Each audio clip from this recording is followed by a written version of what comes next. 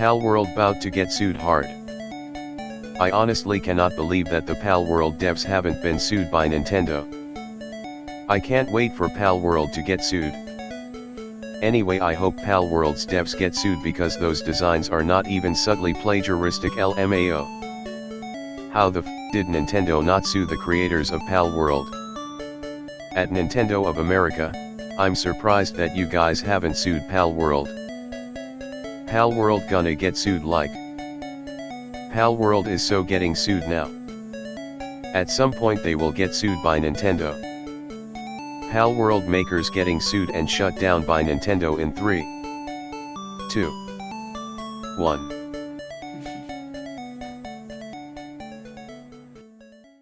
For those of you somehow out of the loop, Palworld recently released to critical acclaim and profound commercial success. Yes, I have played it, and yes, it's very fun. But with success oftentimes comes controversy, and Palworld is certainly no exception. I was on the Palworld hype train way before it was cool, and actually briefly touched on it in a prior video that you can check out if you want, link down below in the description, where I go over how expressive and varied the Pals in Palworld are compared to Pokemon in Legends Arceus and Pokemon in general. And I've got to say, that video aged like the finest of wines. But enough about the past. Let's take a look at the present day. Palworld has found itself mired in controversy with mounting accusations against it for a variety of reasons.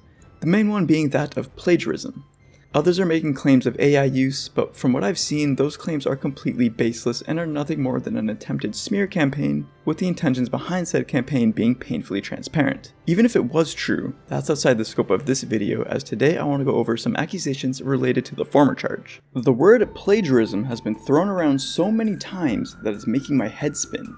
It's used and applied so brazenly and loosely by Pokemon defenders, Nintendo fanboys, and Palworld detractors that not only is the word bordering on meaningless, but you can ironically apply the same charge to not only the Pokemon franchise, but any franchise for that matter. The definition of plagiarism has essentially been reduced to anything that is similar, which are conclusions that can be drawn for basically every single franchise in existence. With that in mind, according to armchair legal experts over on Twitter, Pokemon themselves is guilty of plagiarism, in more ways than one. This general mishandling of the idea of plagiarism can be attributed to the Pokemon fanboys / Nintendrone's delusion that Nintendo somehow owns the rights of generic concepts. For example, something as simple as a sheep. Yes, a sheep, according to Twitter experts, is owned by Nintendo. Anyone who dares to incorporate a sheep into their game is therefore guilty of plagiarizing Pokemon and infringing on the rights of Nintendo's intellectual property. Say hello to Limball. Limball is a pal in Palworld and, as you can see, is based on a sheep. Did you also know that Limball is a clone of Wooloo from Pokemon? So much so that it's blatant. A blatant clone. It doesn't matter that the designs are completely different and the only shared commonality between the two is that the monsters are based on the same animal. That's irrelevant because Limball is a sheep and Nintendo owns that concept, so boom, plagiarism. Next up is Lifmunk. Can you guess what this pal is allegedly a clone of? If you guess Leafeon, then you win. That's right, Nintendo owns the rights to green-colored animals with a leafy aesthetic. But that's not all that Nintendo owns. Nintendo also has the ability to go back in time to claim the rights of the Anubis. You will pay a hefty price if you dare violate this Nintendo copyright. Nintendo also owns appendages. Want to put a cute, fluffy pink critter in your game? Well, too bad. Nintendo owns that exclusive right. The designs can be completely unrelated and share nothing in common, and yet still Nintendo's Twitter lawyers find a way to claim copyright has somehow been violated and plagiarism has taken place. I could go on and on and on, but I think you're picking up what I'm putting down. The reach on a lot of these is galaxy-wide, and I struggle to come up with any reasonable explanation for these attacks that isn't fanboys being big mad that Nintendo, and more specifically Pokemon, is facing some serious competition here, which is a very good thing. In response to these ludicrous comparisons, people have begun taking the piss at them, and rightfully so. This collage I showed earlier has been passed around a bunch, and it's effective because it perfectly illustrates the hypocritical double standard going on right now. When Pokemon does it, it's inspiration, but when Palworld does it, it's plagiarism. Like I said at the start of the video, when you broaden the scope of what is considered plagiarism to encompass anything that is similar, suddenly everyone and everything is guilty of plagiarizing to some degree, which is the point this collage is getting across. This collage is literally no different than the one that the witch hunt mob on Twitter are using against Palworld to claim that every single PAL, regardless of their clear and obvious differences, are stolen or illegitimate in some way. Despite the overwhelming majority of plagiarism accusations holding no water, there are a handful of PALs that are more heavily inspired and bear a stronger resemblance to their Pokemon counterparts. There are a couple of potential explanations for this that we will get into later, but first let's see what people have to say. In this example, you can definitely tell that this PAL is inspired by Cinderace. Absolutely. I'm not denying that. But to sit there and claim that the only difference is a change in type is clearly not true. Hell, they even went out of their way to circle the giant tail of the PAL to the right, but failed to do so for Cinderace on the left because Cinderace doesn't have a giant tail. So the image itself that this person is trying to use to support their argument, ironically, cuts against it. They're just throwing circles on everything and hoping that will be enough to convince you that what they're saying is true. Once again, Nintendo does not own the rights to anthropomorphic rabbits. People are really harping over the similarities of the PALs in Palworld, but a main reason why there are so many similarities in the first place is because Palworld is effectively a parody of Pokemon, and it does a fantastic job at being such, despite it playing a lot differently than your more traditional Pokemon title. It's often characterized as Pokemon with guns for a reason. The sharp contrast between the bright and colorful Pokemon-inspired monsters, mixed with some darker elements like the assault weapons, slavery, etc., is the perfect backdrop for a Pokemon parody game. A famous parody character that we all know and love, Marvel's Deadpool, shares many blatant similarities from the character he is based on, DC's Deathstroke. Not only do they look very similar visually, but they even share the same last name. Palworld is not the first to parody a popular IP, nor will it be the last.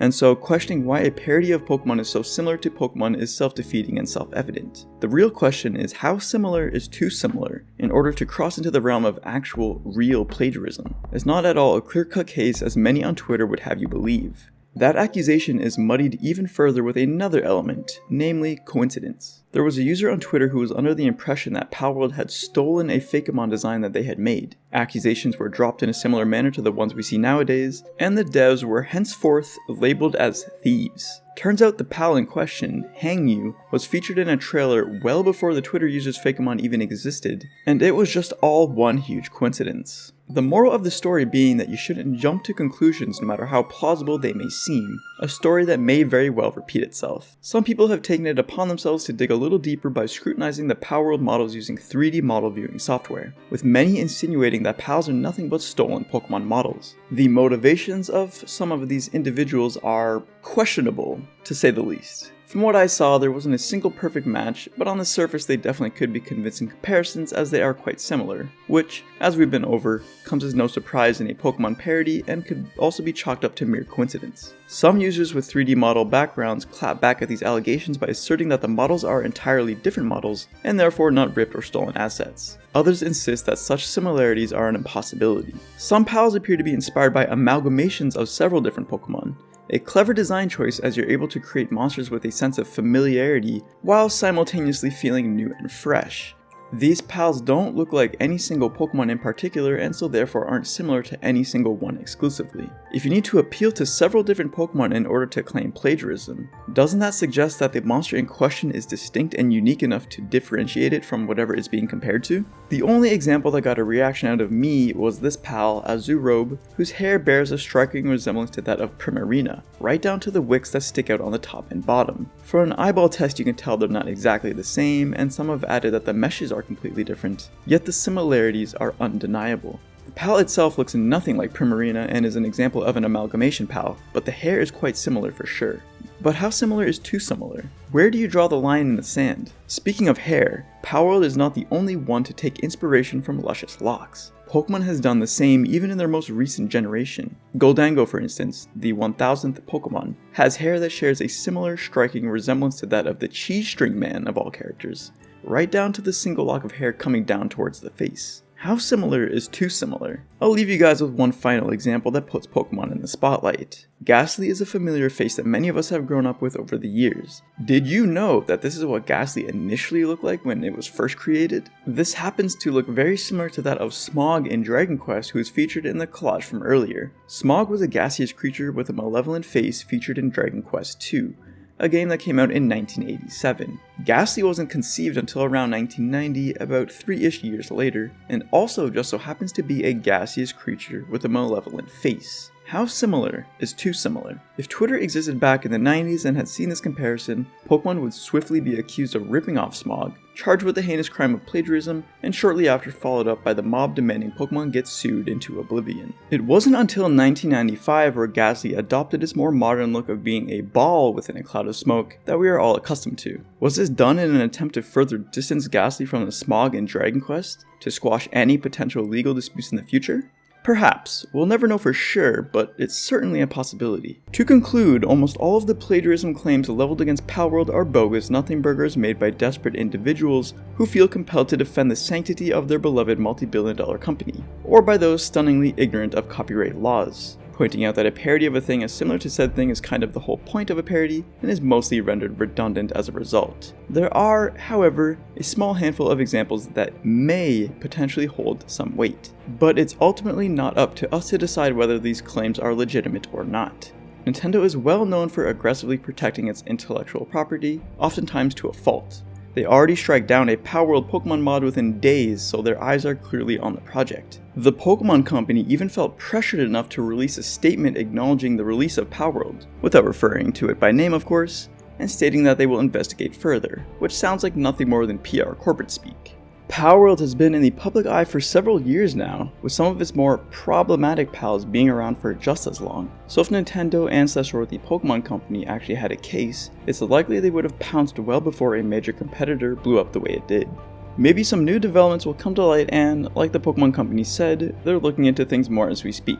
Only time will tell. Until then, Pocket Pair, and by extension Palworld, is innocent until proven guilty, and anyone claiming otherwise is just straight up wrong. How I see things is most of the pals are clearly distinct enough that they will go completely ignored. A few may be targeted by Nintendo if they feel confident enough to go forward, which in that case Pocket Pair, the developer of Palworld, will either fight and win, or end up being forced to adjust those pals in a similar manner to Ghastly all those years ago, in order to make them slightly more distinct. Pocket Pair is probably praying for Nintendo to do something at this point, as that will surely propel their explosive rise even more so than the legions of Palworld detractors on the internet have already done for them thus far.